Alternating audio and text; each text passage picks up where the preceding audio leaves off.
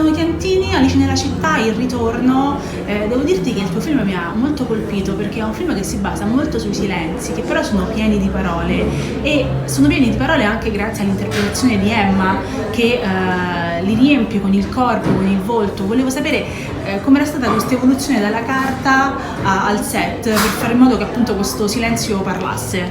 Guarda, io avevo ben presente chiaramente in scrittura quello che volevo. Certo è difficile, no? Quando in un film ci sono molte scene in cui le cose accadono senza accadere, devi veramente poi incontrare una persona, un'attrice, ma anche gli altri collaboratori in grado di ridarti quello che tu hai immaginato. E abbiamo fatto un lavoro molto in sottrazione, cioè iniziamo a impostare la scena e chiaramente avevamo già parlato a lungo di quello che volevamo, sia io che Emma, e poi quello che accadeva in scena andava pian piano, veniva naturale asciugarlo, perché ci sembrava che tutto quello che emozionasse arrivasse attraverso una cosetta in meno, e questo è quello che ci ha guidato sempre sul set. Questo è anche un film che parla del rapporto tra madre e figlia, però ovviamente un rapporto che viene deteriorato dal passare del tempo, che questa madre e questo figlio non passano insieme. C'è una frase molto bella che dice Emma, dice il personaggio di Emma suo figlio: prova a volermi bene. Tu credi, senza fare nessun tipo di spoiler, che anche la conclusione di questo film non sia altro che un atto d'amore di questa madre nei confronti del figlio? Assolutamente. Il film è tutto su questo tentativo in cui la non capacità di fare e di dire, però questo forte amore in un certo senso è chiuso, imploso in queste persone, no? E poi il continuo tentativo di salvarsi, di richiedere l'amore con cose diverse, con comportamenti anche sbagliati, finché poi diciamo il personaggio di Emma non si rende conto che è l'unico modo che può portare all'amore è in un certo senso la rinuncia, no? E quindi questo gesto di grandissimo amore lei trova la forza di andare avanti, con un interrogativo non lo so, insomma. Però spesso, ecco, io penso che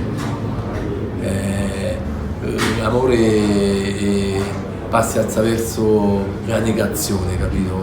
Nel senso più bello.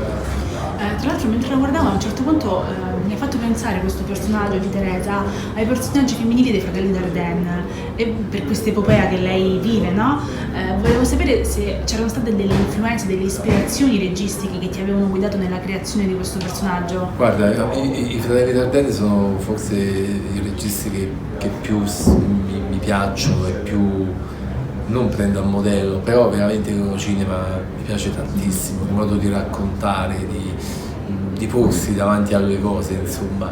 Quindi come tutte le persone, sai, io poi ho studiato lettere, però indirizzo spettacolo, ho visto tantissimi film perché mi piaceva e perché erano i miei studi, e quindi le influenze sono sempre tante e cambiano, però in un certo senso tornano, perché i Dardenne, ma anche Cassavetes, ma anche Antonioni, ma anche Tarkovsky, per assurdo, cioè poi ti ritrovi anche senza volerlo ad accorgerti che stai riproducendo qualcosa che qualcuno aveva già in un certo senso raccontato o comunque messo in scena in una maniera simile, insomma.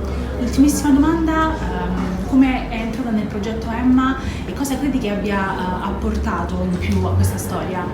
Emma ha sposato il progetto in pieno e quindi è stato molto bello e per niente faticoso lavorare con lei. Ho scoperto un artista, una professionista eccezionale, e credo che lei abbia portato tantissimo. Il film comunque è Emma, perché comunque La macchina presa vive attraverso lei e sta sempre con lei e racconta solo attraverso lei il suo volto, i suoi movimenti, il suo reiterare, no? E quindi penso che non so se qualcun altro avrebbe potuto fare quello che ha fatto Emma, penso di no. Poi sai, queste sono cose che si creano magicamente, però penso che Emma abbia dato tanto al film, tantissimo. Grazie mille per il tempo, grazie.